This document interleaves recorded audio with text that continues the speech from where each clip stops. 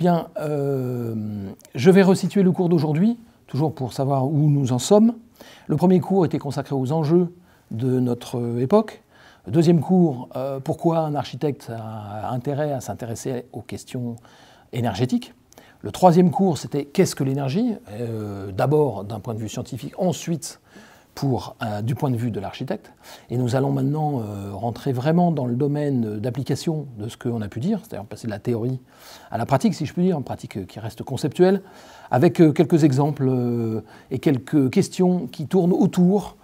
Alors, premièrement, de l'urbanisme, c'est-à-dire que les deux séances, celle-ci et celle de la semaine prochaine, seront consacrées à la question à l'échelle de l'urbanisme, et les deux séances suivantes seront consacrées à l'échelle architecturale.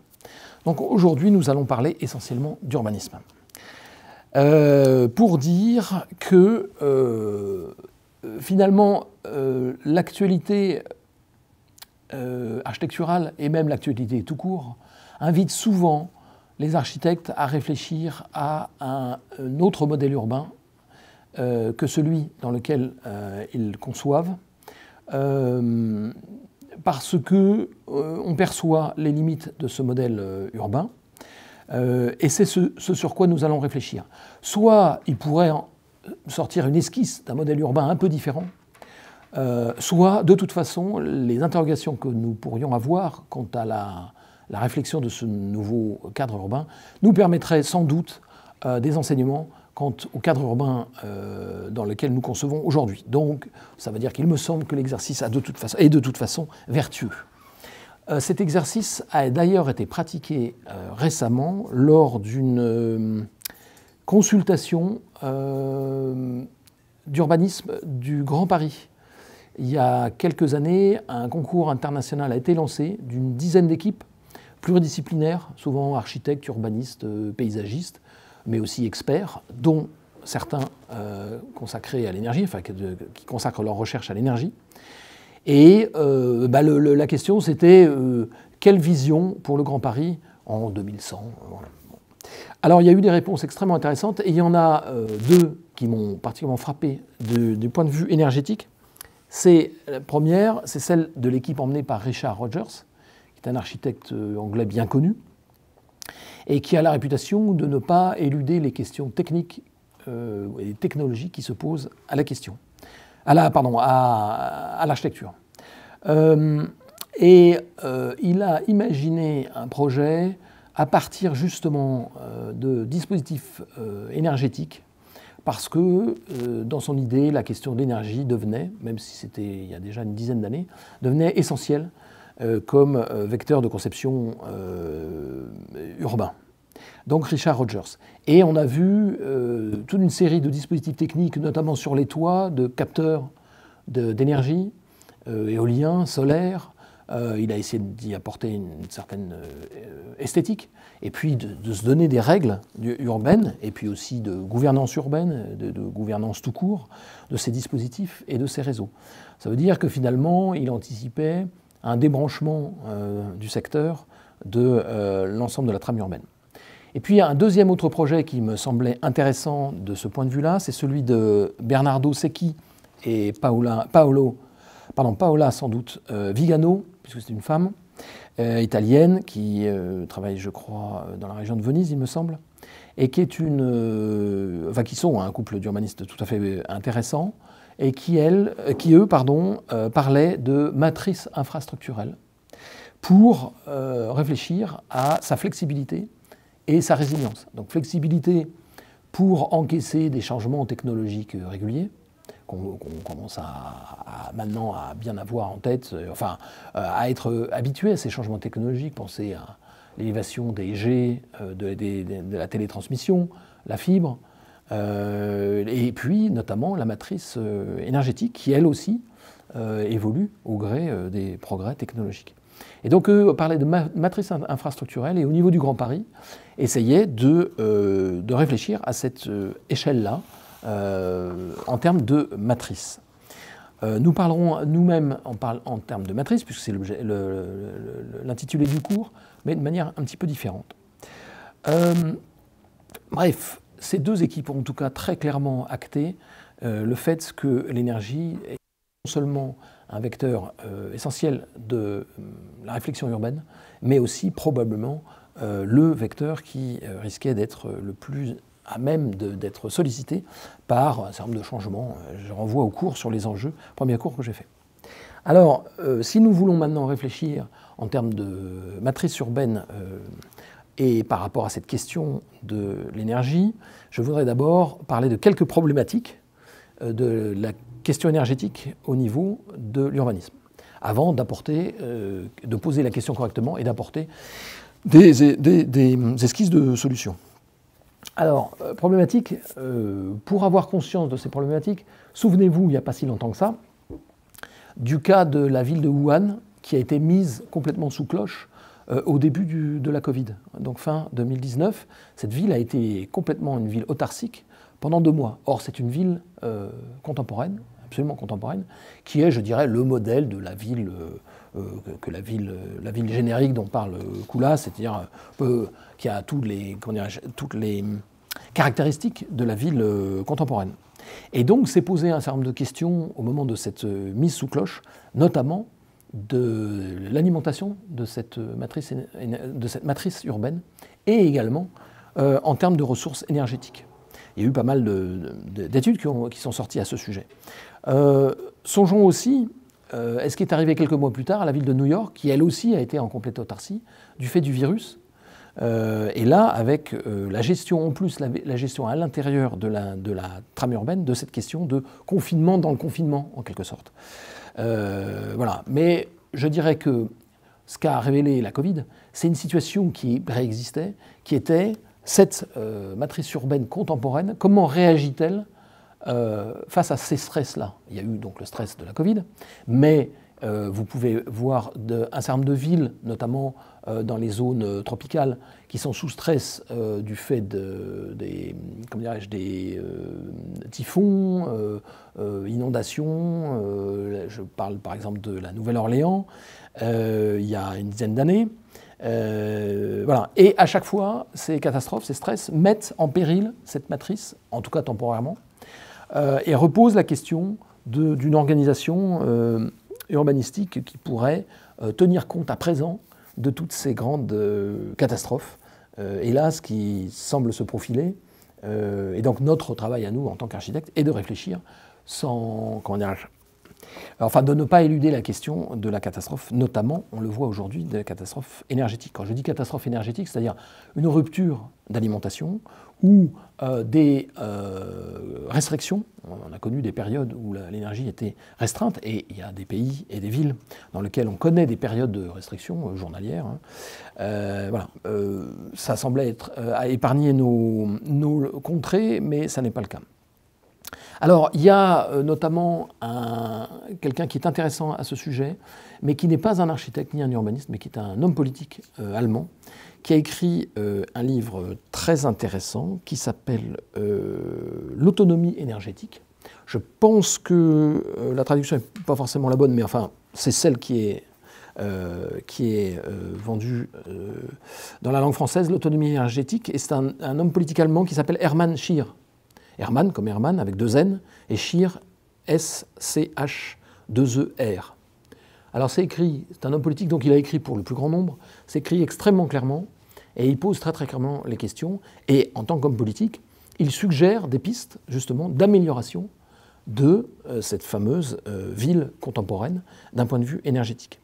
Alors, il espère, j'en vais en lister quelques-unes, pour illustrer ces problématiques, il suggère des augmentations de rendement. C'est-à-dire qu'il anticipe le fait que, par exemple, les panneaux photovoltaïques, il y a un rendement très faible, qui est de l'ordre de 25% à l'heure actuelle, et pourrait monter jusqu'à 50%. Pourquoi pas? On l'a vu avec les batteries, on pourrait les voir avec les panneaux solaires. C'est juste un exemple qui me vient en tête, mais on peut imaginer que chaque filière énergétique augmente ses rendements. Aussi des économies liées au transport d'une énergie qui serait transformée sur place. Alors là, ça pose beaucoup de questions sur la taille de la ville, sur la manière qu'elle est à l'heure actuelle d'être alimentée. Si je prends le tissu français, elle est en électricité majoritairement, comme vous le savez, alimentée par des centrales nucléaires. Et donc l'idée peu d'Hermann Scheer, c'est un peu à l'image de Richard Rogers, c'est pour des alimentations qui commencent à devenir relativement faibles par des bâtiments optimisés, pourquoi ne pas imaginer une absence de transport d'énergie et donc une production sur place, une transformation sur place. Et là aussi, il imagine de grandes économies possibles. Il parle aussi, et là je pense qu'il a dû travailler avec des architectes, des nouvelles formes de construction. Ce dont nous allons parler lors des cours sur l'écologie constructive, c'est-à-dire qu'est-ce que cette question énergétique amènerait profondément comme changement dans la morphologie urbaine, ça va être nos cours aujourd'hui et la semaine prochaine, mais aussi architecturale. C'est là où peut-être, en pensant à vos projets, vous pouvez avoir quelques idées qui peuvent surgir. Et puis il cite, puisque c'est un livre qui a été qui a été écrit, je crois, en 2005, donc qui date déjà de pas mal de temps. Il imagine des dispositifs d'économie circulaire, par exemple, en termes de recyclage, le réemploi des résidus agricoles comme facteur de production, de transformation énergétique. Voilà. Et il cite un certain nombre de dispositions et il parle, peut-être un terme que j'ai trouvé assez bon, il parle d'approvisionnement énergétique multiculturel. Vous savez, le multiculturel, c'était un peu un leitmotiv de la politique allemande il y a une quinzaine d'années, une vingtaine d'années. Et voilà, il veut dire par multiculturel, c'est-à-dire foisonnante, ne pas acter une seule forme d'énergie. On le sait maintenant, hélas avec la guerre en Ukraine, que l'Allemagne est dépendante du gaz russe à 50%, alors que quand Hermann Scheer a écrit ce livre, on était probablement plutôt à 20-25%. Et quand il parle de multiculturel, il veut dire aussi ce foisonnement et il veut dire aussi une utilisation très différente. Voilà, pas penser l'énergie juste comme une espèce de volume, de flux qui tendrait la ville. Et tant que la ville est en tension, elle fonctionne, mais plutôt, comme je l'ai dit, des filières énergétiques très différentes d'un point de vue technologie, mais aussi quant à leur usage. Je disais qu'on a plus tendance à économiser le gaz que l'électricité, parce que le gaz, on le voit brûler, on le sent brûler, et voilà, l'électricité, on a le sentiment que c'est quelque chose qui est plus immatériel. Alors il parle, dans la conclusion de son livre, de l'adaptation de l'humanité à une situation nouvelle. Là, je ne reviens pas sur ce qu'on a pu dire au cours des enjeux, liés aux enjeux, mais c'est vraiment une conclusion très forte de son livre. C'est-à-dire, voilà, l'humanité n'a jamais connu, je dirais, a toujours connu, et surtout depuis 2 siècles, une élévation de la consommation énergétique, et parfois, et même exponentielle. Et donc, à un moment, comment on gère cet effet de plateau, voire éventuellement, et c'est peut-être souhaitable, une décroissance de la consommation énergétique pour toutes les raisons que j'ai dit, par tous les biais que j'ai dit, l'optimisation, l'économie, la multiplication des formes d'énergie. Voilà. Donc première problématique soulevée par Hermann Scheer, c'est quelle ville nouvelle, en quelque sorte, et quelle politique nouvelle pourrait être souhaitable d'un point de vue énergétique. La deuxième problématique, il me semble qu'il est intéressant de considérer au niveau urbain, on en a déjà parlé un petit peu, mais on peut en reparler, je les liste, c'est le high-tech versus low-tech. C'est-à-dire finalement, sans qu'il ait forcément été besoin de choisir, la réflexion high-tech versus low-tech est extrêmement intéressante. Parce que le high-tech, c'est effectivement faire confiance à la technologie, mais est-ce que ce n'est pas faire confiance à quelque chose qui nous aurait mené à une impasse ? Évidemment, si on pousse un peu loin la réflexion. Et low-tech, c'est comment retrouver une frugalité et un mode de vie qui évite de dépenser des kilowattheures de manière totalement inconsidérée pour des usages, somme toute, pas absolument essentiels au bonheur sur Terre. Mais évidemment, là aussi, si on pousse le raisonnement un peu loin, eh bien, des gens parlent du retour du siècle des bougies, explique qu'il sera difficile maintenant de convaincre des gens qui ont été habitués à appuyer sur des boutons de pédaler. Voilà. Bon, c'est une critique un peu caricaturale, mais qui est intéressante quand même à comprendre. Ensuite, troisième problématique, après celle qu'a développée Hermann Scheer et cette question de quel modèle technologique, c'est, alors c'est un petit peu plus complexe, c'est la compatibilité d'une gestion participative énergétique avec un modèle capitaliste planifié. Voilà. Alors je me cite parce que c'est un peu compliqué. je reviens sur le point précédent juste parce que c'était une formule de Fanny Lopez qui est enseignante, qui est bien, qui résout, comment dirais-je, résume bien la question du high-tech versus low-tech. C'est futurisme technologique ou archaïsme communautaire. Voilà. Vous pouvez le noter parce que ça fixe bien les idées. J'ai trouvé que c'était une formule intéressante. Futurisme technologique ou archaïsme communautaire.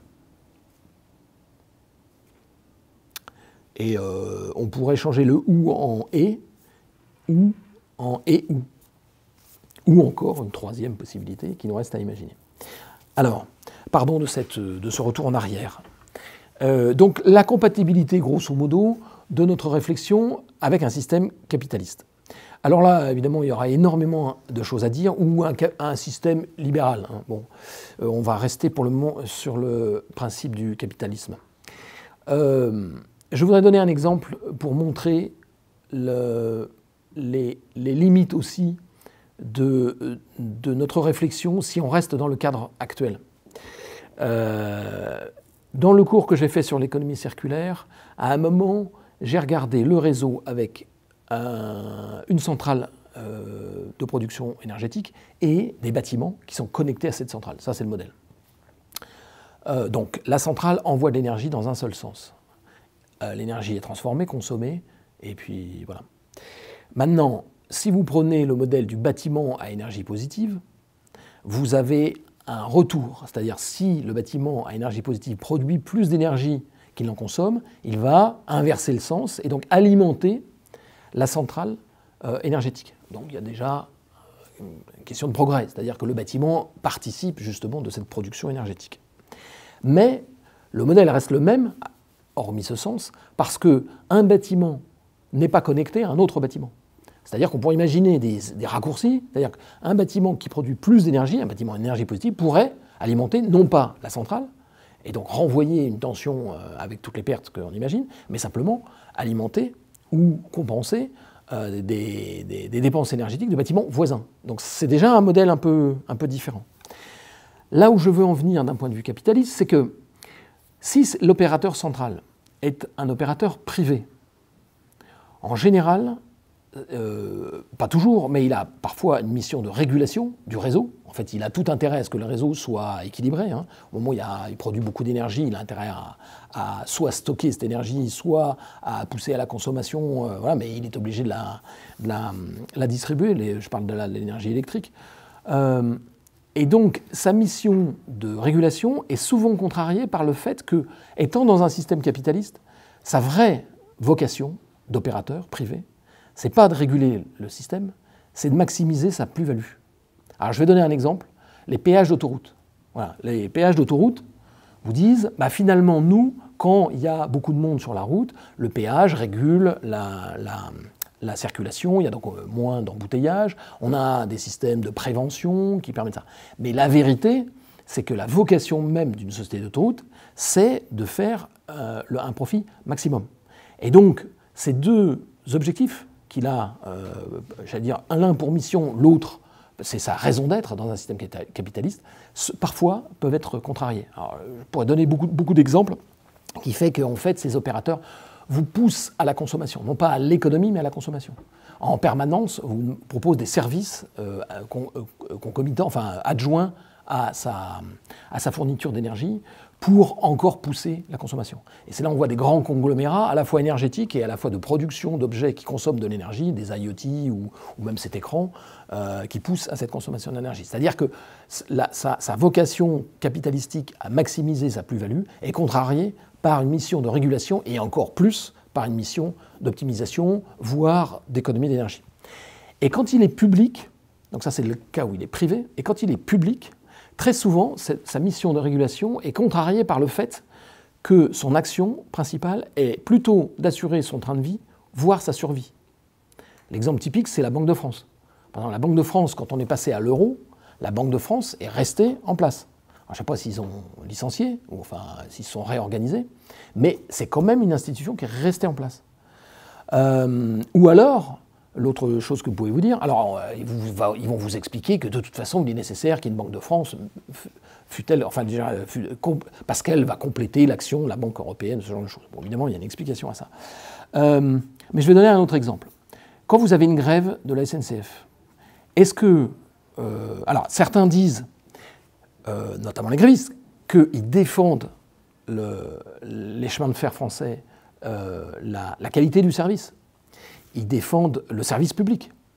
Et ceux qui estiment que certaines de leurs grèves sont parfois induites, disent, mais non, ce qu'ils défendent, c'est leur comité d'entreprise, c'est le fait d'avoir un statut particulièrement, qui leur est particulièrement favorable. Donc bref, tout ça pour dire que quand j'ai parlé de compatibilité d'une gestion participative énergétique avec le modèle capitaliste planifié, c'est bien ça, c'est le système de distribution d'énergie, de transformation centrale d'énergie et de distribution, même avec des dispositifs de bâtiments à énergie positive et même avec des conditions des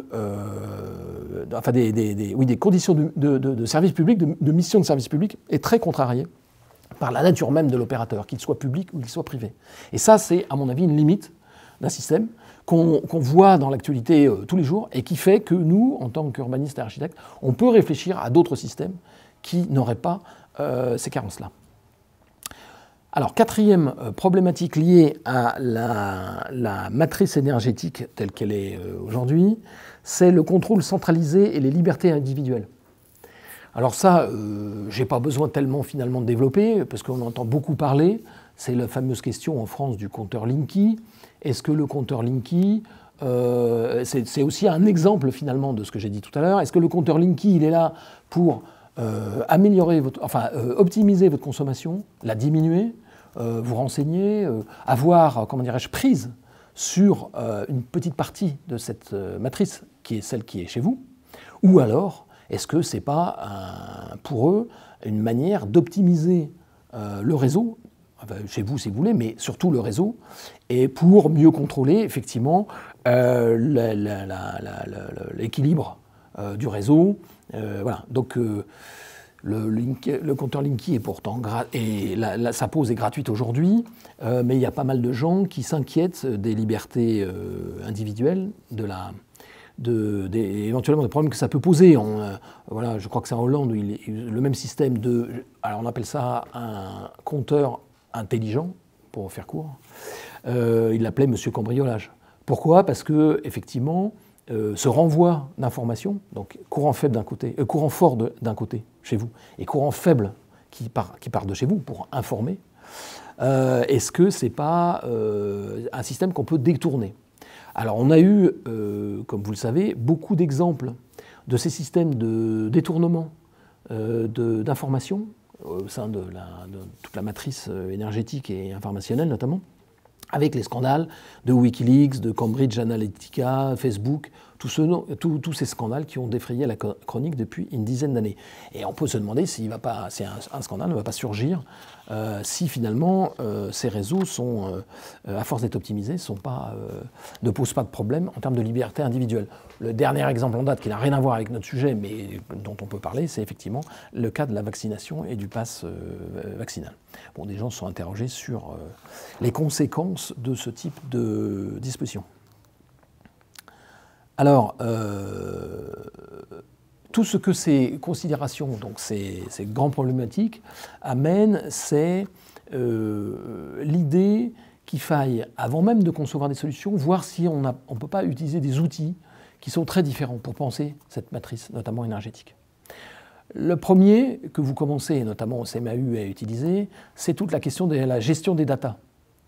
C'est-à-dire, finalement, quand on fait un projet architectural et urbanistique, mais même architectural, c'est est-ce que nous-mêmes, en tant qu'architectes, on n'a pas intérêt à utiliser la gestion des datas, les outils d'analyse qu'on peut en avoir, l'intelligence artificielle, enfin tous les nouveaux outils numériques qui nous permettent de penser la ville.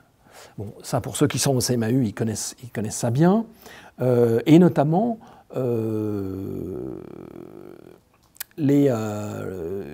toute cette gestion, je ne sais plus ce que je voulais dire, enfin oui, ces nouveaux outils numériques, c'est le premier outil qu'on peut avoir à notre disposition.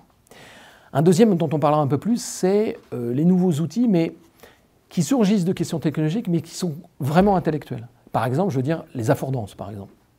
Je développerai un peu plus ce que c'est la prochaine fois, ce que c'est que les affordances, mais gardez à l'idée que c'est toute la potentialité que la matrice recèle de manière par nature et qui serait bon d'exploiter ou en tout cas de s'appuyer pour, d'une part, étudier un nouveau modèle, d'autre part, le faire fonctionner. Alors, affordance, c'est garder en tête l'idée de potentiel, de potentiel. Alors, ce qui est intéressant avec potentiel, c'est aussi un outil de compréhension de l'énergie potentielle. Donc, deuxièmement, après les data, les affordances. On parlera aussi, là je vais en parler aujourd'hui, de l'approche algorithmique qui nous permet aussi, notamment à partir des data, de concevoir la ville un peu différemment. Et j'expliquerai les raisons pour lesquelles une approche est assez différente, même très différente, d'un point de vue du paradigme conceptuel. Enfin, tout ce qui est lié au biomimétisme ou au bioclimatisme, c'est-à-dire le biomimétisme, j'allais dire, pour faire très très court, les leçons de la nature, ou en tout cas la bonne compréhension des mécanismes qui régissent le monde vivant, et voir quel enseignement on peut en tirer. Ça, c'est le biomimétisme. Et le bioclimatisme, c'est de considérer que votre approche de conception, elle repose d'abord par la bonne inscription de votre urbanisme ou bâtiment dans un univers physique et vivant, biologique, on peut dire, avant même d'être une matrice culturelle, enfin un acte culturel. Voilà, donc ça, on revient à une sorte de fonctionnalisme qui a eu beaucoup lieu, qui a eu son heure de gloire dans les années 60, et on revient avec le bioclimatisme à des fondamentaux comme le rayonnement solaire, comme la question de pression atmosphérique, voilà, on en parlera. Voilà, ça c'est un autre outil aussi. Alors, rien que ces 4 outils-là, j'allais dire, peut vous permettre d'avoir une approche conceptuelle radicalement différente de ce que les outils, de l'utilisation des outils qu'on vous enseigne, notamment à l'école d'architecture. C'est ça que finalement interroge les problématiques de la matrice énergétique, et c'est ce qu'on va développer. Voilà. Alors, juste une chose, je parlais des années 60, ce que cette approche aussi, finalement, remet au goût du jour, c'est une discipline universitaire qui a eu son heure de gloire et puis qui est tombée un peu en désuétude, qu'on appelait la géonomie. La géonomie, c'était une sorte de contraction entre la géographie et l'économie, la géonomie, qui avait été enseignée par un Français qui était urbaniste, je crois, ou géographe, je ne sais plus, qui s'appelait Maurice François, ça c'est le prénom, et Rouge, à la fin des années 40, pardon. Fin des années 40, début des années 50, donc ça date déjà. Et en fait, c'était l'idée qu'il fallait considérer simultanément 3 disciplines universitaires, la géographie, la sociologie et l'économie. Voilà, que les 3 étaient indissociables. Géographie, sociologie, économie. Aujourd'hui, ces 3 disciplines ne sont pas enseignées dans les mêmes écoles. Les passerelles sont rares, contrairement à ce qu'on pense. Et pourtant, il me semble qu'il y a des gisements aussi assez considérables à tenter de les rapprocher plus qu'on ne le fait aujourd'hui. Ça a été battu en brèche par notamment les sociologues qui pensaient que ce qui primait dans la compréhension de la ville, c'était les questions d'organisation sociale, de sociologie. D'ailleurs, je ne sais plus si c'est l'une d'entre vous, c'est à ce cours, il y en a une qui a fait des études d'urbanisme, et quand je lui ai posé la question, elle m'a dit que c'était surtout des études de sociologie. Voilà. On a la confirmation. Et donc il me semble que les enjeux auxquels nous devons faire face remettent au goût du jour cette idée de géonomie. En fait, il y a effectivement des universitaires, notamment français, qui réfléchissent non pas en tant que géonomes, mais en tant que philosophes ou anthropologues, des philosophes dont vous avez dû certainement entendre parler. Les 2 plus connus qui me viennent en tête, c'est Bruno Latour et l'anthropologue Philippe Descola, en fait, ils s'accordent sur un distinguo qui est assez puissant, qui est humain-non humain. Pour des raisons très différentes, ce distinguo va nous intéresser. C'est-à-dire que humain, on va parler donc de sociologie, d'organisation sociale, et non humain, c'est finalement tout le reste. C'est-à-dire le monde vivant, que ce soit les animaux, que ce soit les plantes, que ce soit le climat, tout ce qui n'est pas humain, mais finalement qui forme notre monde avec les humains. Ce distinguo va nous aider parce que finalement nous pourrions considérer que l'architecture fait partie de cet ensemble non humain. Alors même si une architecture est inerte, elle n'est pas, elle reste quand même. Pardon, si l'architecture n'est pas organique vraiment, c'est pas un organisme vivant, il n'est pas inerte. Et donc il évolue, il vieillit, enfin il y a une certaine vétusté, il bouge, notamment avec les intempéries et peut-être le paroxysme des intempéries à leur paroxysme. Et donc considérer que l'architecture fait partie de cette pensée humain-non humain par des gens qui vraiment tentent d'affronter les questions écologiques, comme Bruno Latour ou Philippe Descola, même si pour Descola, je pense que ce n'est pas directement son sujet d'étude, ce qui est celui de Bruno Latour, ces universitaires-là, vont nous être très utiles. J'en ai d'ailleurs j'ai un petit peu suggéré ça dans l'introduction que j'avais faite sur les enjeux avec les deux modèles, vous savez, de matrice que j'avais montré, matrice territoriale et puis d'économie circulaire. Dans la première, je vous disais, finalement, ce qui nous intéresse, ce n'est pas le noir que j'ai représenté, mais le blanc, parce que le blanc, c'est le monde des non-humains, et c'est celui-là qui va nous intéresser si on s'intéresse à l'écologie. Alors, ces considérations nous amènent à finalement mieux définir ce qu'est une matrice, avant de parler de matrice énergétique, de ce qu'est une matrice. Alors, une matrice, d'un point de vue mathématique, vous savez que c'est une sorte d'opérateur qui a une colonne et une ligne et une colonne, dans lequel vous mettez des paramètres, des critères, qui sont par nature différents dans la colonne et sur la ligne. Par exemple, vous avez une matrice avec des paramètres. Alors là, en l'occurrence, pour nous, la matrice urbaine, vous pouvez mettre sur la ligne tout ce qui relève des humains et dans la colonne tout ce qui relève des non-humains. Par exemple, tout ce qui relève des humains, ça peut être la démographie, ça peut être le mode de vie, ça peut être la densité urbaine, ça peut être les usages, voilà, toute une série de colonnes qui ne vont décrire cette matrice que selon une nature humaine. Et puis, dans la colonne des non-humains, vous pouvez mettre tout ce qui caractérise une ville, vous pouvez mettre la géophysique, vous pouvez mettre le relief, vous pouvez mettre le climat, vous pouvez mettre la faune, la flore, les catastrophes, bon, ce genre de choses. Et quand vous croisez ces deux paramètres, vous pouvez obtenir ce qu'on appelle une fonctionnalité ou une vocation. Par exemple, je vais donner un exemple, si vous vous intéressez à la ville de Venise, si vous mettez dans les humains, si vous mettez les constructions humaines comme les canaux, et si vous le croisez avec un paramètre non humain, l'eau, par exemple, eh bien vous obtenez une fonctionnalité, la mobilité, ou l'assainissement. Si un des deux paramètres vient à manquer, cette fonctionnalité n'est plus rendue. Je vais donner un exemple encore plus simple, l'exemple de villes construites par des chercheurs d'or.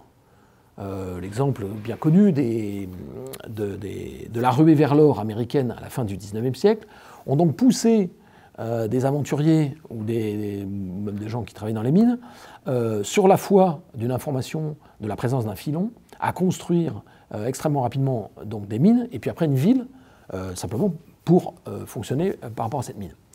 Donc le paramètre humain, c'est l'information de la présence d'un filon et le paramètre non humain, c'est la mine. Si un des deux paramètres vient à manquer, par exemple si la mine se tarit, ou s'il se répand l'idée que la mine l'est, eh bien la vocation de la ville cesse d'être et la ville cesse d'être. Et c'est là où on appelle, par exemple, on appelle ça des villes fantômes. Parce qu'un des deux paramètres, c'est une ville qui était très simple, qui fonctionnait sur un paramètre humain et un paramètre non humain, et c'est tout. Le reste venait vraiment quand on avait le temps. Alors c'est ça l'idée de la matrice énergétique. Chaque ville a sa propre empreinte, a sa propre matrice, fait de paramètres humains et non humains. Et c'est là où ça va nous permettre de comprendre ces questions d'énergie, parce que, j'allais dire, à chaque situation, nous avons une dimension énergétique qui peut être radicalement différente. On le voit en ce moment, justement avec le conflit en Ukraine, ou la Covid, où, de par ces événements, cette organisation matricielle est très fortement perturbée, notamment par les questions énergétiques, quant à leur fonctionnement. Pour le moment, heureusement, sous nos latitudes, on n'en ressent pas encore, je ne parle pas pour l'Ukraine, hein, on n'en ressent pas encore les effets, mais il n'est pas impossible qu'on ressente ces effets. Si un des paramètres vient à manquer, par exemple l'alimentation en énergie, eh bien, c'est peut-être une part de la vocation de la ville qui peut, pour certaines villes, qui peut ne plus exister. Et donc la ville peut être mise en danger. L'autre exemple qui me vient en tête, c'est Dubaï. Moi, j'ai participé à la construction du métro en 2003 à Dubaï, et on m'expliquait que Dubaï existait pour une raison très simple. Je ne sais pas si on peut expliquer la totalité du projet de Dubaï là-dessus, mais je pense que c'est une explication intéressante. C'est que Dubaï était à moins de 6 heures d'avion de deux plus gros centres économiques mondiaux, c'est-à-dire l'Europe et l'Asie. Et donc se trouvait, j'allais dire, en isochrone d'avion, à la croisée de ces deux isochrones. C'était pas suffisant. Je pense qu'effectivement, c'était un pays où il y a du soleil, c'est ce que demandaient les gens. A priori, avant que Dubaï ne se dote de musées, le tourisme mondial ne demandait pas des musées, mais demandait juste de mettre les pieds dans l'eau. Voilà, quelle était l'idée de Dubaï. Et Dubaï s'est construit sur cette vocation-là. Il n'est pas impossible que cette vocation puisse évoluer et que Dubaï puisse évoluer vers un autre destin. Mais Dubaï, comme moi j'y étais en 2003, c'était une bourgade. Aujourd'hui, c'est la ville qu'on connaît. Donc ça peut aller assez vite. Donc, on est face là à une matrice qui serait comme un pulse vivant, comme je l'ai dit, et très coloré, très contrasté. Et c'est là où ça peut nous intéresser, non seulement pour mieux construire les villes, mais aussi pour qu'entre elles, elles puissent aussi mieux fonctionner. C'est-à-dire que plus les villes sont contrastées, plus on peut imaginer qu'elles échangent entre elles. Par exemple, une ville, une vocation touristique non loin d'une ville à vocation, par exemple, financière, peut très bien fonctionner là aussi par une sorte de différence de potentiel entre les deux. Et là, ça devient intéressant dans la pensée territoriale. Alors, je voudrais maintenant donner des exemples, comme je l'ai dit la dernière fois, avec un premier exemple qui est, que j'ai connu, donc, non, c'est comme ça, voilà, qui est, je vais rester debout un petit moment, qui est le campus de l'Université catholique de l'Ouest à Angers, pour ceux qui connaissent, qui l'a modélisé. Donc le campus, c'est une espèce de grand triangle qui est ici, et la question qui m'avait été posée par le recteur de l'université, c'est quel horizon pour, en termes d'aménagement, quel horizon pour l'université. Non pas à l'horizon pédagogique ou même, comment dirais-je, spirituel, bien sûr, ça ne relevait pas de ma compétence, mais quel horizon urbain, comment gérer cette ville et comment le développer. Alors pourquoi il me pose cette question ? Parce qu'il avait à la fois des potentialités intéressantes, dont je vais parler, et puis à la fois des difficultés. Alors, parlons des atouts déjà. C'est une université qui est une université. Alors je vais parler des atouts uniquement d'un point de vue urbain et architectural, hein, parce que le reste, je ne vais pas faire. Ça nous intéresse moins. Une des premières caractéristiques, c'est que c'est une université en ville. Ça n'est pas un campus externe, donc en ville. Donc c'est déjà un morceau de ville qui va, j'allais dire, s'appuyer sur les fonctionnalités de la ville d'Angers pour pouvoir fonctionner. Et notamment, quelque chose qui est intéressant et pour Angers et pour le campus, c'est l'hébergement en ville. Quand vous avez un campus en dehors de la ville, en général, l'hébergement est sur place. Vous prenez les grands campus des grandes écoles d'ingénieurs, mais en banlieue, l'hébergement est sur place. Même chose pour les écoles de management. Et là, alors pourquoi c'est intéressant ? C'est intéressant pour les habitants de la ville parce qu'ils peuvent louer une chambre, mettre à disposition une chambre, et c'est intéressant pour les étudiants parce qu'ils ne sont pas dans un enclos toute la journée, enfin la journée et la nuit dans un enclos, mais au contraire, près du... Alors en général, ces chambres sont près du centre-ville, et donc on bénéficie des cinémas, des restaurants, ce genre de choses. Première chose. Deuxième chose, Et là, c'était plutôt à mettre au débit de cette, au déficit de cette université, un problème d'organisation et d'image. D'abord, un problème d'image. C'est-à-dire, l'UCO a une très bonne image en termes d'université, par son niveau, par les missions qu'elle se donne aussi d'accueillir tout le monde, et c'est vraiment le cas, mais a un déficit d'image. Ça n'est pas Oxford, Cambridge, Louvain, même Coimbra ou Harvard. J'allais dire, qui connaît au niveau mondial l'UCO à Angers? Bon, peu de gens. Alors ils ont un problème d'image, ils ont un problème de rayonnement aussi. Et je mets là complètement de côté tout ce qui peut sortir en travaux universitaires de leur université, qui pourrait participer de rayonnement, mais simplement j'allais dire trivialement, de l'image de l'université elle-même, de ses bâtiments.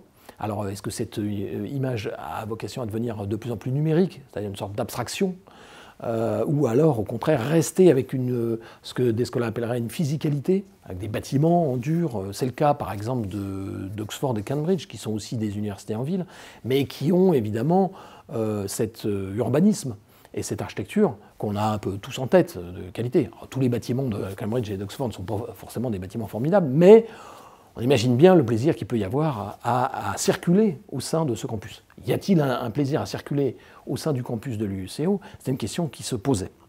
Alors, comment prendre finalement la question?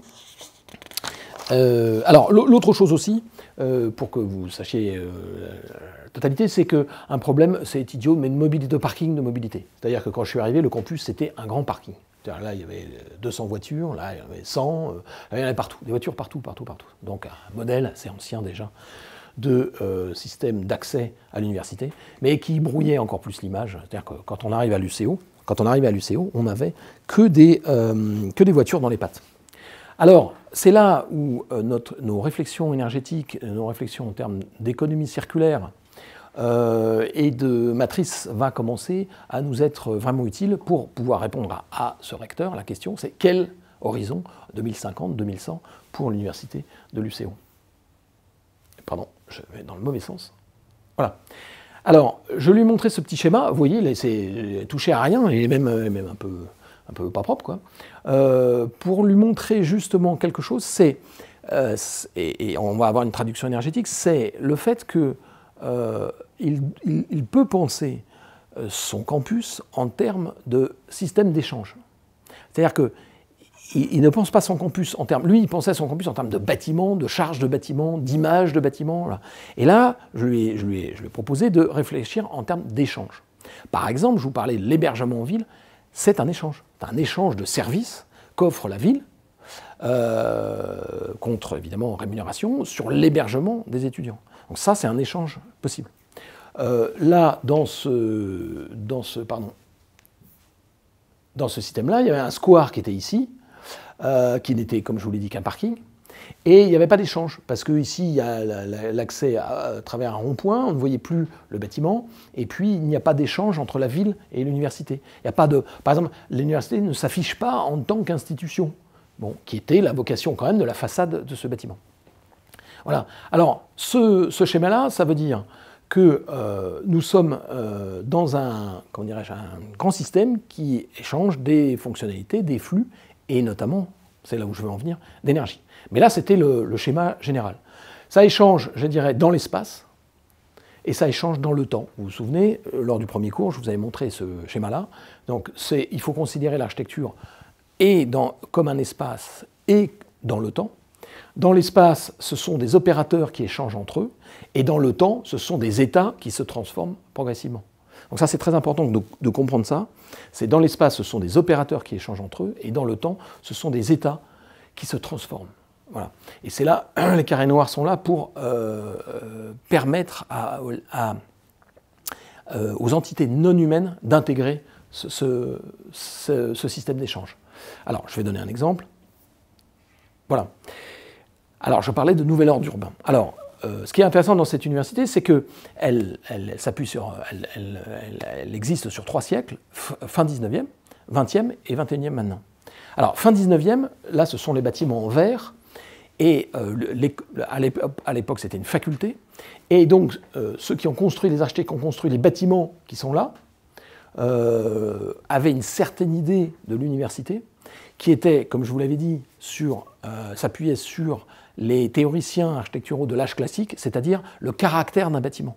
Voilà, ça c'est ce qu'on appelle, même les promoteurs immobiliers appellent ça, un bâtiment de caractère. C'est-à-dire que quand vous voyez la façade qui est ici, et qui est mise en scène avec un recul par rapport à la placette qui est là, vous avez cette affirmation de ce que doit être une institution comme une faculté.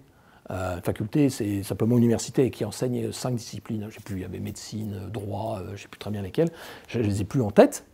Voilà. Et donc ça, c'était l'ordre urbain du XIXe siècle, en France en tout cas, qui venait des théoriciens dont je vous ai parlé lors du premier cours, c'est-à-dire Blondel jusqu'à Ledoux. Voilà. Et donc, il y a une mise en scène des bâtiments, y compris dans leur architecture, dans leur ordonnancement, dans le fait qu'il y ait un clocheton ici, avec la Vierge, il se trouve là dans le clocheton, une horloge, la raison d'être du bâtiment et du campus affiché, faculté de catholique de l'Ouest, je crois que, je ne sais pas si ça s'appelait comme ça à l'époque, je pense que oui. Voilà. Donc en vert, 19e siècle.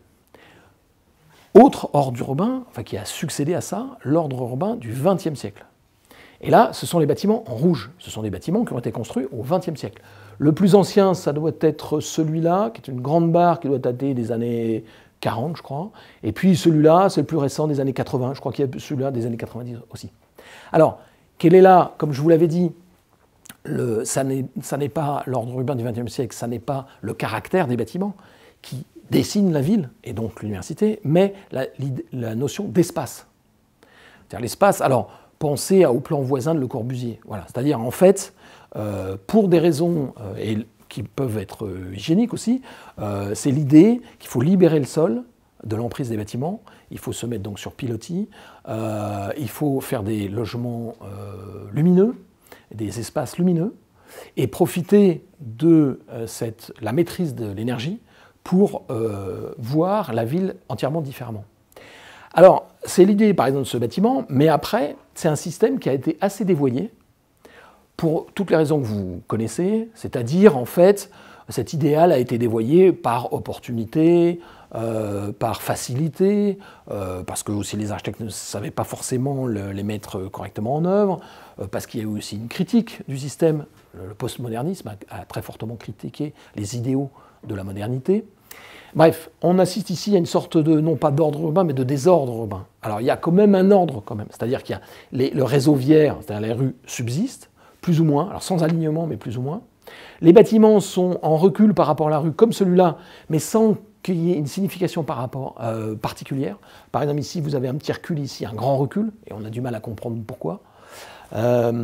Et puis, vous avez, comment dirais-je, la dissémination de bâtiments au gré des bonnes fortunes, en quelque sorte. On le case un peu où on peut, voilà, on avait de l'espace, on s'en sert, voilà. C'est très, comment dirais-je, du XXe siècle, ça, j'allais dire, de gaspiller un peu toutes les ressources qui étaient à notre disposition au XXe siècle.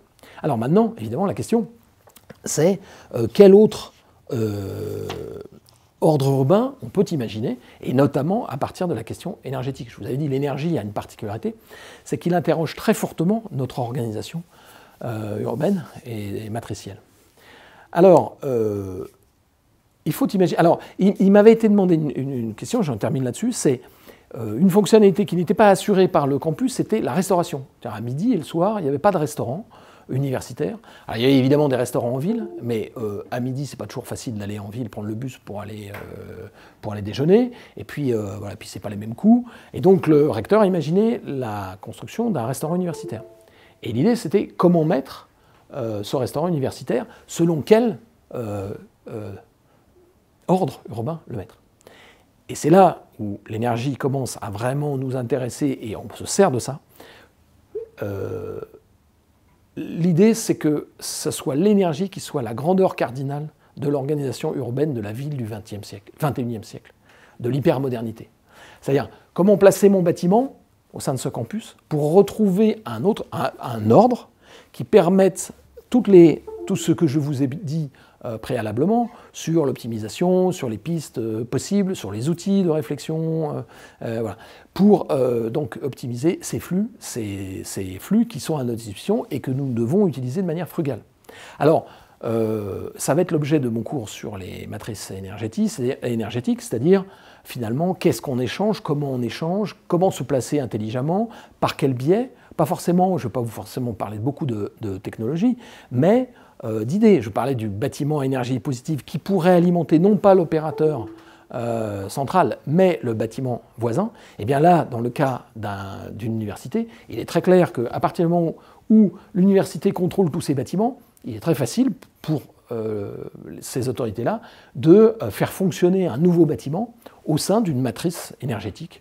Voilà. Mais après, évidemment, je parlerai de gouvernance un petit peu, comment on peut généraliser ce principe à la ville pour justement organiser la ville différemment par rapport à cette énergie. Et cette manière de faire, à mon avis, va générer infiniment plus d'économies d'énergie, si c'est ça qu'on cherche à faire, d'économies d'énergie que les tentatives d'élever des rendements de panneaux solaires. Je parlais de 25 à 50%, mais pour le moment, on est toujours à 25, péniblement 30, à moins d'une ce qu'on appelle une disruption, c'est-à-dire l'apparition d'une révolution technologique, sur laquelle il ne faut pas trop compter quand même, eh bien, l'élévation est très très lente. Or, notre crise, elle est là et il faut pouvoir la gérer.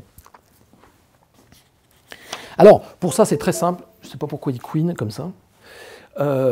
Pour ça, c'est très simple. Vous faites comme en architecture, c'est-à-dire vous allez évaluer les besoins de chaque bâtiment en termes, par exemple, de chauffage, d'énergie, tout simplement, toutes les énergies. Vous allez, premièrement. Deuxièmement, vous allez imaginer ce que votre nouveau bâtiment pourrait générer comme production d'énergie, et vous allez voir tous les systèmes d'échange, en termes de réseau infrastructurel, pour permettre ces échanges. Alors, comme je vous le disais, c'est là où le monde non humain peut nous aider. L'orientation est ressource d'énergie, vous le savez, une façade sud, bon, tout ça, je ne vous apprends rien. L'orientation est une possibilité. Mais aussi, faire de l'ombre à un autre bâtiment, c'est priver le bâtiment d'une ressource éventuelle. Donc l'implantation est importante. Et donc une autre implantation, on peut imaginer une autre implantation, on peut imaginer n'importe quoi comme une implantation. Je dois implanter sur le mur, sur le toit de ce bâtiment, je vais m'implanter à l'alignement plein sud, ou au contraire, pour ne pas priver ce bâtiment, je vais faire un bâtiment qui soit bas ou transparent, on peut imaginer des tas de choses. Le restaurant universitaire, vous allez faire un bilan de ce qui rentre et ce qui sort dans ce bâtiment, et voir tout ce qu'il en sort, est-ce que ça pourrait servir à d'autres bâtiments conjoints, et tout ce qui rentre, est-ce que ça ne pourrait pas venir directement des bâtiments pour minimiser les infrastructures d'échange. Voilà. Donc ça veut dire tout un bilan à faire qui se fait qualitativement sur un coin de table, c'est pas extrêmement compliqué. Hein. Sur les besoins, il y a besoin de chauffage, il y a besoin d'électricité pour faire fonctionner les équipements, et après, vous raisonnez en termes de confort et de santé. Voilà. Et donc, tout ceci peut générer un autre ordre urbain qui, vous le sentez bien, ne peut pas surgir si vous restez dans les considérations du XXe siècle ou de ce qu'on a l'habitude d'enseigner dans les écoles d'architecture, c'est-à-dire, tiens, ça serait bien si c'était joli, ou alors si ça s'alignait pour respecter le plan d'urbanisme, on va s'aligner, et finalement, qu'est-ce qui reste de la question? Ça va être la façade, quoi. Bon, aujourd'hui, quand vous voyez la production, notamment à Paris, des bâtiments, vous sentez bien que l'effort il est fait en termes de design de façade, et puis c'est à peu près tout. La cellule, on vous la donne. Voilà, enfin bon, tout ce que je dis là, comment dirais-je, ressort d'une critique très très profonde de notre système de concevoir au sein d'une organisation urbaine, mais bon, la question se pose peut-être aujourd'hui. Alors c'est valable pour la construction de bâtiments neufs, c'est valable pour la rénovation de bâtiments, tous ces principes d'échange sont parfaitement valables. Alors finalement, ce qui peut en ressortir, le principal terme qui pourrait ressortir de ça, c'est le mot de tissage. C'est-à-dire que vous allez tisser finement, presque recoudre. Alors au début, c'est peut-être recoudre un accroc à la trame, mais après peut-être inventer des points différents pour coudre, broder différemment. C'est le mot de tissage urbain, les tissages fins, Donc de veiller avec bienveillance à chaque bâtiment quand vous construisez et voir ce que vous pouvez échanger au maximum, et notamment en termes énergétiques. Alors en fait, voilà comment vous pourriez l'écrire, l'algorithme que vous pourriez écrire. Ça, c'est l'ancien algorithme, si je puis dire. C'est celui que j'ai décrit un peu péniblement lors du premier cours. C'est qu'est-ce que l'énergie? J'ai dit, finalement, même si les filières sont différentes, il y a quand même un paradigme urbain qui est toujours le même, un algorithme urbain qui est toujours le même dans la ville actuelle, c'est extraire, donc la ressource, la transformer, je vais donner des exemples, la transformer, après la stocker ou la distribuer directement, enfin, c'est très agaçant, je ne sais pas pourquoi il y a ce truc-là, ensuite la consommer, et après la rejeter des déchets. Alors, prenons par exemple la filière pétrolière. Vous extrayez le pétrole, vous transformez le pétrole, par exemple, en énergie de chauffage ou en électricité, puis soit vous la stockez, cette électricité, ou d'ailleurs vous pouvez stocker le pétrole directement, soit vous la distribuez directement, en fonction de l'offre et la demande. Les bâtiments consomment cette énergie et rejettent, même si c'est l'électricité, rejettent quand même des surplus thermique, par exemple. C'est-à-dire que ce bâtiment-là est en soi un îlot de chaleur qui va rejeter un certain nombre de thermie dans la trame urbaine. Mais si, par exemple, vous avez une chaudière ici, il va rejeter des déchets de CO2. Ça veut dire que cet algorithme, il est linéaire. C'est-à-dire c'est l'économie linéaire mondialisée, comme peut-être je vous en avais parlé. C'est-à-dire il est linéaire parce que c'est une seule ligne, où vous avez une entrée ici et une sortie là. Et quand vous avez une sortie ici, là, c'est soit un gaspillage, soit une pollution. Un gaspillage, parce que finalement, ça n'est pas optimisé, et ça pourrait servir aux voisins, et c'est une pollution, le CO2 dans l'atmosphère.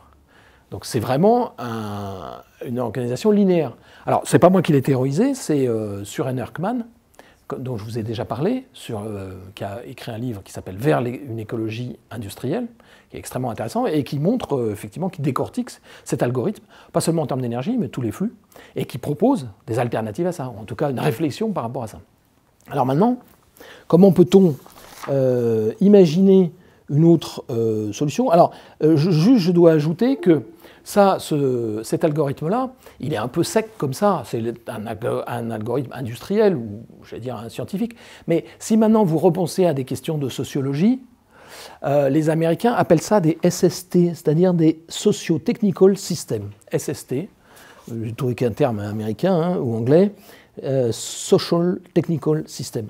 Ça veut dire qu'en fait, surtout en termes urbains, on ne pense pas uniquement, évidemment, en termes d'algorithmes industriels ou économiques, mais aussi avec cette dimension sociologique. Je disais qu'on économise plus facilement le gaz que l'électricité parce qu'on la voit brûler. Voilà, c'est typiquement ce genre de choses. Le bon exemple, ce sont les écoquartiers.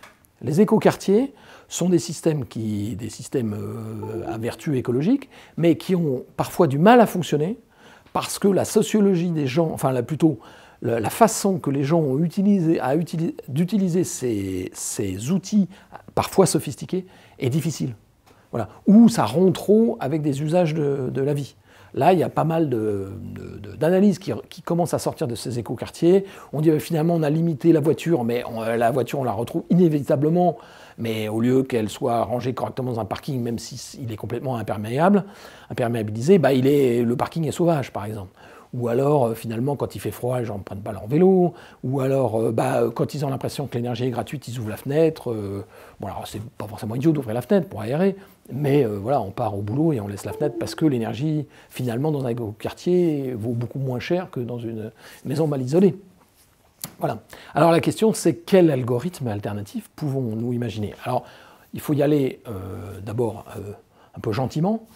Il y a une petite transformation de l'algorithme. C'est-à-dire que l'idée, c'est que le consommateur va lui pouvoir progressivement s'intégrer dans cette matrice et reboucler en échangeant, comme je l'ai dit, soit avec l'opérateur central, comme la maison à énergie positive, soit avec les voisins, soit avec n'importe quoi.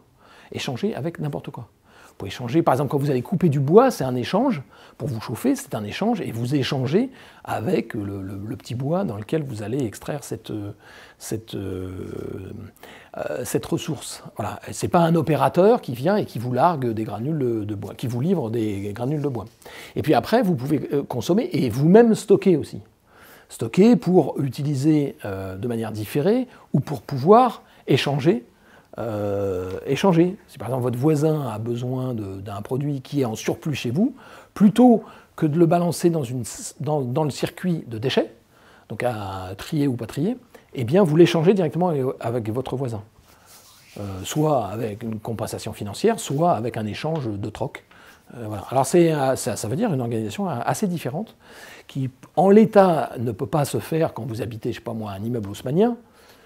Bon, il y a comme des échanges dans un immeuble haussmannien. Par exemple, si vous avez besoin d'un tire-bouchon, vous n'avez pas de tire-bouchon, en général vous sonnez chez votre voisin. Enfin, ou alors vous avez un enfant vous êtes à la bourre et vous voulez que votre voisin qui est là garde votre enfant 1 heure, bon, c'est possible. Mais c'est faible. Alors que dans d'autres villes ou de trames urbaines, les échanges sont historiquement extrêmement importants, et parfois des gens qui vivent en totale autarcie, ou alors peuvent retrouver des voies nouvelles. Par exemple, je peux donner un exemple personnel. J'avais une clôture qui me séparait de la maison de ma voisine. Et bien, elle était un peu endommagée quand j'ai récupéré la maison. Et bien, plutôt que réparer la clôture, je l'ai carrément enlevée. Parce qu'en fait, elle ne servait à rien. Et même, alors ça veut dire que maintenant, avec ma voisine, il y a des échanges qui n'existaient pas auparavant. Alors, je vais donner un exemple, j'en ai écrit une petite fable dans mon livre, mais qui est un exemple tout à fait réel. Il y avait un hérisson qui passait au travers de la clôture de chez ma voisine à chez moi et inversement. Ce hérisson faisait le bonheur de mon fils qui à l'époque avait 4-5 ans, puisqu'il le voyait trottiner le soir allant d'un jardin à l'autre. Et mon fils allait parfois voir la voisine parce que la voisine avait la télé, que nous on n'a pas. Et donc en enlevant cette clôture, mon fils, plutôt que de passer par la route pour aller voir la voisine, où le hérisson manquait de se rendre prisonnier de la clôture, et bien finalement, ces échanges se faisaient en toute sécurité, et j'allais dire une reconnaissance aussi des relations de bon voisinage que je peux avoir avec mon voisin. Et j'ai demandé à des étudiants d'architecture d'ailleurs de l'école de Malaquais de venir chez moi et rencontrer mes voisins pour voir si on ne pouvait pas maximiser tous ces échanges. Et donc il est ressorti énormément d'échanges possibles. C'est-à-dire que j'ignorais que mes voisins avaient besoin de ça, qui moi était en surplus chez moi, et l'inverse aussi. Information, éducation, j'allais dire tout ce qu'on peut imaginer, gardiennage, tous les échanges que vous pouvez imaginer. Là, je ne me viens pas en tête, mais il y en a, ils sont innombrables, innombrables. Et donc ça, non seulement c'est une organisation d'économie circulaire, mais on peut la généraliser à l'énergie. Voilà, parce qu'en général, les systèmes sont différents. Donc cet algorithme est tout à fait intéressant.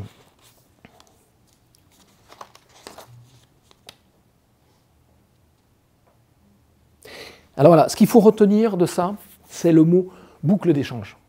C'est-à-dire que cet algorithme, il peut très bien se boucler, finir par se boucler, et finalement acquérir cette fameuse autonomie, et notamment énergétique. Alors dit comme ça paraît complètement illusoire, et évidemment on peut émettre beaucoup de critiques, mais quand même, pensez à votre projet en termes de boucle d'échange, et de boucler ces circuits-là. Ça veut dire que si vous les bouclez, non seulement il y a optimisation, il y a absence de déchets, donc absence de gaspillage et absence de pollution. J'allais dire, toute boucle ouverte sur la biosphère est une pollution. Ça pourrait être la définition d'une pollution. C'est-à-dire une boucle ouverte sur la biosphère. Par exemple, la boucle du transport de pétrole en supertanker, qui à un moment, paf, se rompt, elle est ouverte sur la biosphère, c'est-à-dire dans la mer, et vous avez une pollution. Eh bien, si vous raisonnez comme ça, vous pouvez imaginer des circuits en tant qu'architecte qui ne sont pas des circuits ouverts, mais qui sont des circuits bouclés, alors pas fermés, parce que ça a peut-être un petit côté justement pas très comment dirais-je, sympathique, mais bouclés. Et quand vous imaginez toutes ces boucles qui s'entrelacent, si je puis dire, je parlais de tissage, eh bien, vous pouvez générer énormément de choses intéressantes et économes. Voilà. Ça veut dire que finalement, en termes d'énergie, l'énergie en soi n'est pas le problème. ce qui est le problème, c'est que c'est quand c'est une pollution, quand c'est un gaspillage. C'est un peu comme le bon et le mauvais cholestérol, quoi. Voilà, vous avez du bon cholestérol et puis vous avez du mauvais cholestérol. Et nous, ce qui nous intéresse, c'est uniquement de réfléchir sur le bon cholestérol. Alors, ce qu'il faut savoir aussi, je vais vous donner un exemple de l'intérêt d'utiliser des ressources de proximité et de travailler son architecture en tant qu'opérateur d'échange, c'est-à-dire finalement, je reviens sur... je reviens sur ce schéma-là, voilà, celui-là, des opérateurs qui échangent entre eux, ou alors des états énergétiques qui se transforment. Hein. Je reviens sur ce schéma-là. La considération qu'on peut tenir, c'est que la valeur énergétique de l'uranium, c'est environ 100 MWh par kilogramme. C'est-à-dire d'un kilogramme d'uranium, à l'heure actuelle, on en tire 100 MWh, c'est-à-dire c'est énorme comme système d'énergie. Mais les déchets ménagers, eux, sont 200 000 fois moins calorifiques, mais ils ont un énorme avantage. Ils sont là. Ils sont juste là. On n'est pas obligé d'aller en Afrique du Sud chercher de l'uranium, le transformer, construire des monstres de plus en plus énormes comme des EPR. Ils sont là. Et des déchets organiques, vous pouvez tirer de l'énergie, vous pouvez tirer beaucoup de choses. Donc, il y en a un qui est infiniment plus énergétique, l'uranium, mais l'autre a un énorme avantage, c'est qu'il est là, il est surabondant, vous êtes sûr d'en produire constamment, et finalement, quand vous faites le bilan de tout ça, vous apercevez que vous arrivez à satisfaire la plupart des besoins énergétiques. Alors, je voudrais, pour terminer la séance d'aujourd'hui, commencer à parler déjà des outils de conception qui vont nous intéresser pour affronter ces questions-là, et notamment évoquer la question de la conception algorithmique, que j'ai déjà commencé à faire, puisque j'ai écrit finalement, les choses que j'ai écrites là, ce sont des algorithmes. Alors, c'est très agaçant ce truc, je ne sais pas pourquoi ça couine comme ça, il faut que je le dise. La prochaine fois, un autre ami qui nous change ça. Alors, je parlais des big data, tout à l'heure, du big data, et je voudrais tenir quelques considérations sur maintenant la question du numérique, la dimension numérique en architecture, pour voir ce que nous pouvons en faire. Alors d'abord, pourquoi le numérique et pourquoi les algorithmes? Pourquoi l'approche algorithmique? D'abord parce que le monde est de plus en plus, vous le savez, de plus en plus complexe. C'est-à-dire que ce qui était encore à peu près maîtrisable par un cerveau humain, aujourd'hui devient compliqué à maîtriser et à comprendre dans son ensemble. Et j'allais dire à nous, en tant qu'architectes, pas seulement de comprendre, mais utiliser pour pouvoir concevoir. Il y a des programmes qui sont incroyablement complexes, il y a des systèmes, des technologies qui sont vraiment compliquées, il y a une avalanche de données qui est considérable, et donc il faut arriver à gérer cette complexité. Je crois savoir qu'il y a une université américaine qui est dédiée d'ailleurs à cette question de la complexité, je crois que c'est l'université de Santa Fe, je crois, hein, c'est ce qui m'a été dit à l'école de Versailles, pour montrer que c'est vraiment une question essentielle, la question de la complexité. Ensuite, c'est la question aussi de la gestion des masses de données. Masse de données et donc le big data, le data mining, c'est-à-dire l'analyse, l'hyperanalyse en fait de ces données, et puis le deep learning, c'est-à-dire la capacité à apprendre au fur et à mesure pour gérer cette masse-là, et in fine l'intelligence artificielle, c'est-à-dire cet outil qui nous est donné pour justement affronter cette question de complexité. Et puis l'autre considération que nous devons prendre en compte, c'est le rythme de développement du monde. Je parlais du livre d'Artun Rosa, L'accélération du monde. Cette espèce d'accélération, de rythme qui s'emballe, on doit pouvoir aussi affronter cette question-là sans paniquer.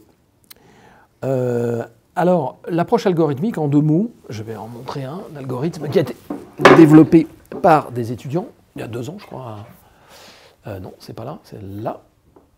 Non, c'est pas là. Oui, parce que je suis revenu en arrière, pardon.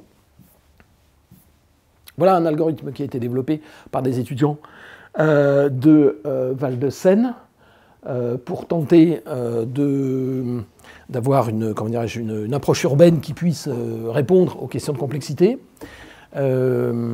Alors, ils se sont d'abord, dans l'exercice, pour que vous le sachiez, dans la pédagogie, l'exercice, ça consiste à d'abord s'intéresser à un biotope et essayer de le mettre en algorithme pour voir comment il fonctionne. Là, en l'occurrence, ces étudiants avaient réfléchi avait regardé comment il pouvait mettre en algorithme la mangrove. Vous savez, la mangrove, c'est dans certains estuaires de fleuves sous les tropiques, il y a un fonctionnement très particulier du biotope. Voilà, et ils ont réfléchi. Alors, un algorithme, c'est, en l'occurrence, c'est une opération. Si on a cette réponse, je vais dans cette direction.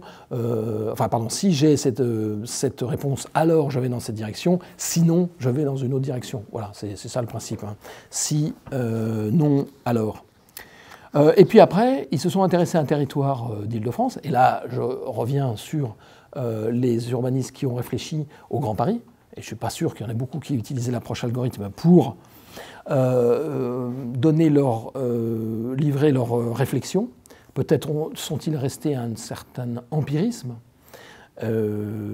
qui montrerait les limites de leurs travaux études urbaines. Ces étudiants se sont intéressés à 3 entités qui composent banlieue, entre autres. Hein. Ils sont intéressés au transport, au mode de vie, au travail et à l'énergie. Et à partir de ces 4 entités, ils ont dit, quelle est la stratégie? Alors, un exemple très simple, quelle est la stratégie d'un couple avec enfant qui vit en banlieue par rapport à cette question du transport, cette question du mode de vie, par exemple loisirs ou ce genre de choses, la question du travail, c'est-à-dire comment je vais travailler, pour quel type de travail, et la question de l'énergie. Combien ça me coûte de me déplacer, quelle est la stratégie que je peux adopter par rapport à ça. Si on prend juste ces 4 paramètres, empiriquement, c'est tout à fait impossible de comprendre. Au bout de 2 paramètres, c'est déjà compliqué, mais 4, c'est absolument impossible. Et la mise en algorithme qu'ils ont faite leur permet de définir tout d'un coup des stratégies urbaines, imaginées, mises en œuvre, pardon, par les habitants de la banlieue auxquels ils s'intéressaient, et qui sont des stratégies qui sont discutées d'ailleurs. Par exemple, quand un couple se dit je vais déménager d'une banlieue à une autre, par exemple d'une commune à une autre, et il parle bien en termes de stratégie, parce que je vais être plus près du boulot, parce que le cadre de vie est mieux, parce qu'il correspond mieux à mon mode de vie, parce que les transports il y a une gare à côté, vous voyez, ce genre de choses. Alors, à l'échelle d'un foyer, c'est déjà un raisonnement qui n'est pas forcément évident de maîtriser, mais quand vous, en tant qu'urbaniste, vous devez proposer à une communauté de communes quel type de stratégie de mobilité vous leur proposez, quel habitat vous leur proposez, vous pouvez imaginer, eh bien là, manier des algorithmes peut être de nature à affronter la question, n'est-ce pas, Élise? Vrai ou faux? Voilà. Voilà. Ça veut dire simplement que finalement, face aux enjeux que j'ai décrits du monde, et notamment énergétique, la subjectivité ne suffit plus pour un architecte à faire des propositions valables. Il doit s'emparer d'un certain nombre d'outils et de questions pour proposer des alternatives. Alors, je voudrais en terminer pour citer, si la question vous intéresse, quelques penseurs que j'imagine, alors qui sont accessibles. Hein, je parle pas, par exemple, Bruno Latour, c'est quelqu'un qui n'est pas évident à lire. On peut le lire, hein, mais c'est pas forcément très facile. Et là, ce sont des gens qui écrivent de manière suffisamment accessible et qui parlent de tout ce dont nous avons parlé. Je voudrais d'abord citer Pierre Martin, qui a écrit, lui, sur les risques hybrides, c'est-à-dire à la fois naturels et créés par l'homme. Hybride, je crois que le titre de son livre le plus connu, c'est « Ces risques qu'on dit naturels ». Ils sont naturels, mais pas complètement. Par exemple, il explique que El Niño a plus tué en 98 qu'en 96, alors qu'il était moins fort, tout simplement, en 98 plutôt qu'en 86, pas parce qu'il était plus fort, il était moins fort, mais parce qu'entre-temps, pendant une douzaine d'années, on n'a pas tiré les leçons de El Niño et des dérèglements climatiques, les dérèglements, climatiques, et donc, ce sont des risques naturels, El Niño, mais finalement qui sont aggravés. L'aléa a été très fortement augmenté par des urbanistes qui n'ont pas tenu compte de ce risque-là. Donc il a écrit ces risques naturels, qu'on dit naturels, Pierre Martin. Ensuite, vous pouvez lire François Rodier, un penseur très atypique. Alors il y a 2 D à Rodier, et IER à la fin, qui a, comme les géonomes, essayé de croiser plusieurs disciplines, la thermodynamique la biologie et la sociologie. Voilà, finalement, ça pourrait être un géonome aussi. La thermodynamique, la biologie et la sociologie. Lui, il explique tout par variation de pression, mais tout, les phénomènes sociologiques, la mort, tout par ces questions de thermodynamique. Un autre penseur extrêmement intéressant, c'est Nassim Nicolas Taleb. Lui est libanais, et il a écrit un livre, vous connaissez peut-être, il s'appelle Le Signe Noir. Il y a un média qui a d'ailleurs pris ce titre-là, Le Signe Noir. C'est sur des questions de disruption et d'antifragilité, le signe noir. C'est-à-dire, on est dans un monde maintenant où de temps en temps surgit une disruption majeure, Internet par exemple, ou la crise énergétique. Voilà. Et là, ça remet tout en cause. Et comment penser ce monde-là ? Et ensuite, je voudrais citer aussi Joseph Tainter, T-A-I-N-T-E-R, Joseph. T-A-I-N-T-E-R, il a écrit sur la complexité et l'effondrement des civilisations. Notamment, il a écrit sur l'effondrement de l'Empire romain.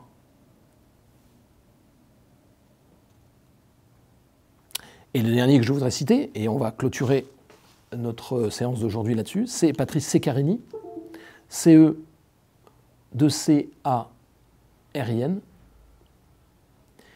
qui est enseignant dans cette école. On a la chance d'avoir cet enseignant, et qui, lui, a écrit beaucoup à partir des affordances. Tous ces gens-là sont des penseurs qui nous permettent de réfléchir à un modèle urbain alternatif, et notamment, progressivement, d'intégrer la question de l'énergie dans toutes ces alternatives. Voilà, j'en ai terminé. Avez-vous des questions ?